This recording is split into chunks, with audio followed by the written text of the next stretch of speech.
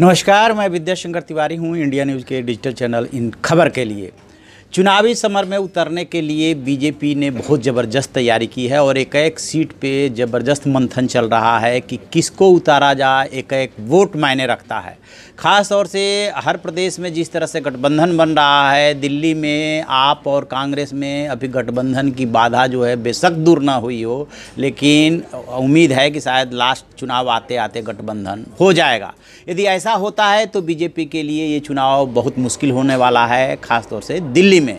अब दिल्ली में क्या उसकी रणनीति रहेगी, इस पे हम बात करेंगे और जो है वो किस किस सीट पे उम्मीदवार बदल सकती है। तो पहले मैं बताऊं आपको कि दिल्ली में इस समय 7 लोकसभा की सीटें हैं और 7 पे बीजेपी का कब्जा है। दिल्ली का मिजाज कुछ इस तरह का रहा है कि अक्सर ऐसा होता रहा है कि जब वो 7 सीटें देती है तो कभी कांग्रेस के झोली में डाल देती है और कभी बीजेपी के झोली में डाल देती है। इस बार आप और कांग्रेस को लग रहा है कि यदि वो साथ मिल करके नहीं लड़े तो फिर से 7 सीटें कहीं बीजेपी की झोली में न चला जाए, इसलिए बार बार हाँ ना उनके बीच में हो रहा है। बहरहाल अभी हम जो बात कर रहे हैं वो बीजेपी की रणनीति को लेकर के बात कर रहे हैं, क्योंकि क्रिकेटर गौतम गंभीर जो है बीजेपी में शामिल हो गए हैं। यूँ तो उनके शामिल होने की और चुनाव लड़ने की चर्चाएं बहुत दिनों से हो रही थी, लेकिन अब उनका औपचारिक रूप से जब वो बीजेपी में शामिल हुए हैं तो सवाल ये उठ रहा है कि वो कहाँ से चुनाव लड़ेंगे। तो जो खबरें आ रही है उस खबर के मुताबिक नई दिल्ली से वो चुनाव लड़ सकते हैं। इसी इलाके में वो रहते भी हैं, इस इलाके से वो बहुत अच्छी तरह से वाकिफ़ भी हैं। नई दिल्ली सीट का कुछ इस तरह से रहा है कि 2014 का चुनाव यहाँ से मीनाक्षी लेखी जीती थी और उससे पहले अजय माकन यहाँ से कांग्रेस के चुनाव जीते थे। 2 बार वो चुनाव जीते और केंद्र में कैबिनेट मंत्री रहे।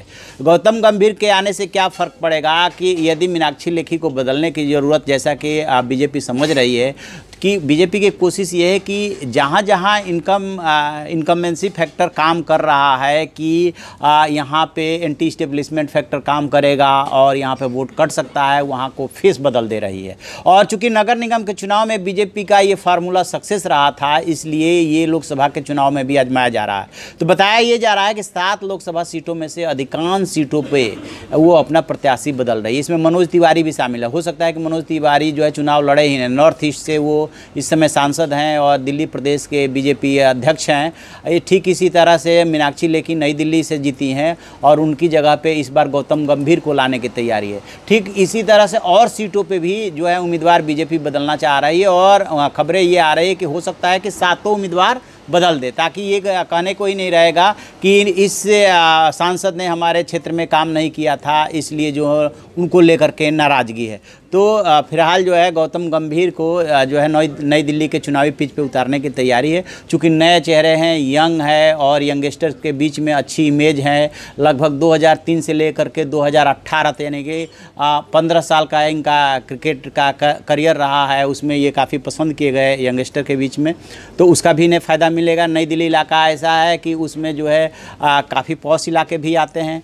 तो अब देखने वाली बात ये होगी कि इनके नाम का ऐलान कब होता है, क्योंकि दिल्ली का चुनाव बाद के चरणों में है। तो जब भी इनके नाम का ऐलान होगा या इन सीटों को लेकर के जब भी कोई डेवलपमेंट होगा हम आपको बताते रहेंगे। आप देखते रहिए हमारा डिजिटल चैनल इन खबर। उसे लाइक कीजिए, शेयर कीजिए और कमेंट बॉक्स में जाकर कमेंट जरूर करें। Thank you.